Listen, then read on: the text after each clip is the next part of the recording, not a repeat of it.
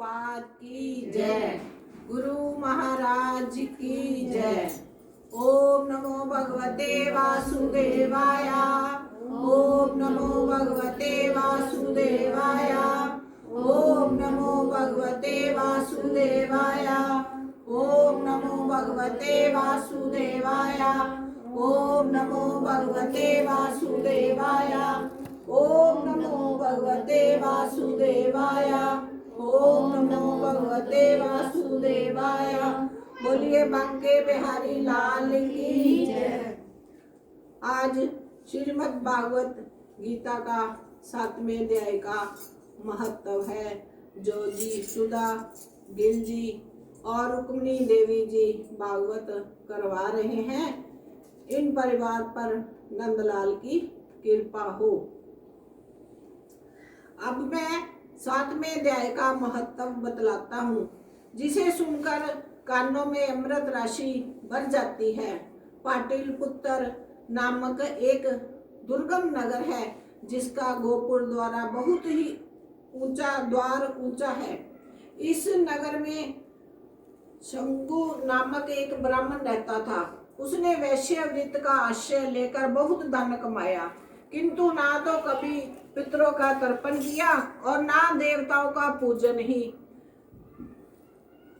एक समय की बात है, उस ब्राह्मण ने अपना चौथा विवाह करने के लिए पुत्रों और बंधुओं के साथ यात्रा की। मार्ग में आधी रात के समय जब वह सो रहा था, एक सर्प ने कहीं से आकर उसकी बाह में काट लिया। उसके काटते ही ऐसी अवस्था हो गई कि मणि मंत्र और औषधि आदि से भी उसके शरीर की रक्षा असाध्य जान पड़ी। तत्पश्चात कुछ ही क्षणों में उसके प्राण पखेरु उड़ गए। फिर कुछ समय के बाद वह प्रेत सर्प योनि में उत्पन्न हुआ। उसका चित्त धन की वासना में बंधा था। जो मर गया, मरन लग गया, ਉਹਦਾ ਧਿਆन अपने धन वाली सी कि मेरा धन मगरों कौन लेगा, मेरे बच्चों को किसी को पता नहीं है। धन की वासना में बंधा था। उसने पूर्व वृत्तांत का स्मरण करके सोचा, मैंने जो घर के बाहर करोड़ों की संख्या में अपना धन गाड़ रखा है, उसमें इन पुत्रों को वंचित करके स्वयं ही इसकी रक्षा करूंगा। एक दिन सांप की जोनी से पीड़ित होकर पिता ने स्वप्न में अपने पुत्रों के समक्ष आकर अपना मनोभाव बतलाया। उन्हें अपना बाहरी मकान ਦੇ ਵਿੱਚ गड्ढा खोद के ਉਹਦੇ ਵਿੱਚ ਸਾਰਾ ਕਰੋੜਾਂ ਦੀ ਜਾਇਦਾਦ ਉਹਦੇ ਵਿੱਚ ਨੱਪਤੀ ਤੇ ਉਹਦਾ ਧਿਆਨ ਉੱਧਰ ਸੀ ਕਿ ਮੇਰੇ ਬੱਚੇ ਉਸ ਤੋਂ ਉਹਨੂੰ ਯੂਜ਼ ਨਹੀਂ ਕਰ ਸਕਦੇ, ਤੇ ਉਹਦਾ ਧਿਆਨ ਉਧਰ ਹੀ ਲੱਗ ਗਿਆ। तब उसके पुत्रों ने उन्होंने अपने पुत्र ਨੂੰ ਸੌਂਪਣ ਦਿੱਤਾ ਵੀ ਇਸ ਤਰ੍ਹਾਂ ਮੇਰਾ खजाना बाहर उज गढ़ के मैंने रखा है।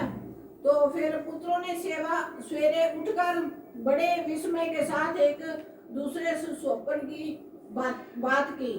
उनमें से मंजला पुत्र कुदाल हाथ में लिए घर से निकला और जहां उसके पिता सर्प योनि धारण करके रहते थे, उस स्थान पर गया। यद्यपि उसे धन के स्थान का ठीक पता नहीं था, तो भी उसने चिन्हों से उसका ठीक निश्चय कर लिया और लोभ बुद्धि से वहां पहुंचकर बाबी को खोदना आरंभ किया। तब उस बाबी से बड़ा भयानक सांप प्रकट हुआ और बोला, ओ मूढ़, तू कौन है, किस लिए आया है, क्यों बिल खोद रहा है, अथवा किसने तुझे भेजा है, ये सारी बात मेरे सामने बता। मैं आपका पुत्र हूँ, मेरा नाम शिव है। मैं रात्रि में देखे हुए स्वप्न से विस्मित होकर यहाँ का सुवर्ण लेने के लिए कौतूहल से आया हूँ।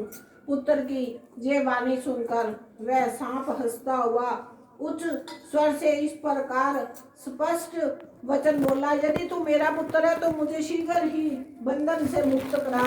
मैं पूर्व जन्म के गाढ़े हुए धन के लिए ही सर्प योनि में उत्पन्न हुआ हूँ। ਉਹਦਾ ਜਿੱਧਰ ਵੀ ਮਰਨ ਲੱਗਿਆ ਪੈਸੇ ਵੱਲ ਧਿਆਨ ਸੀ, ਤੇ ਉਹ ਕਹਿੰਦਾ ਮੈਨੂੰ ਤਾਂ ਹੀ मेरा सर्प ਦੇ ਵਿੱਚ ਹੋਇਆ उत्पन्न। पिताजी, आपकी मुक्ति कैसे होगी, इसका उपाय मुझे बतलाइए, क्योंकि मैं इस सबसे लोगों को छोड़कर आपके पास आया हूँ। बेटा, गीता के अमृतमय सप्ताह अध्याय को छोड़कर मुझे मुक्त करने में तीर्थ, दान, तप और यज्ञ भी सर्वथा समर्थ नहीं है।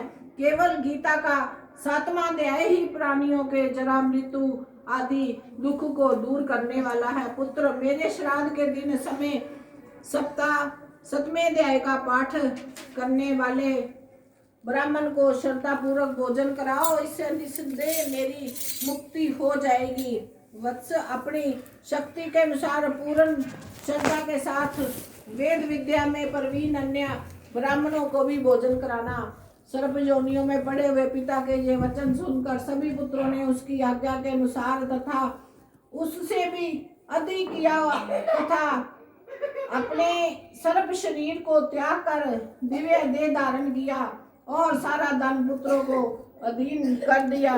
पिता ने करोड़ों की संख्या में जो धन बांट कर दिया था, उससे वे सदाचारी पुत्र बहुत प्रसन्न हुए। उनकी बुद्धि धर्म में लगी हुई थी, इसीलिए उन्होंने बावली, कुआं, पोखरा, यज्ञ आदि देव मंदिर के लिए उस धन का उपयोग किया और अन्नशाला भी बनवाई।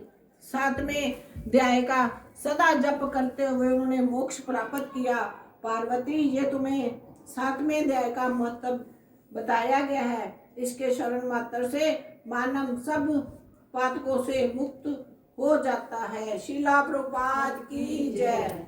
गुरु महाराज की जय।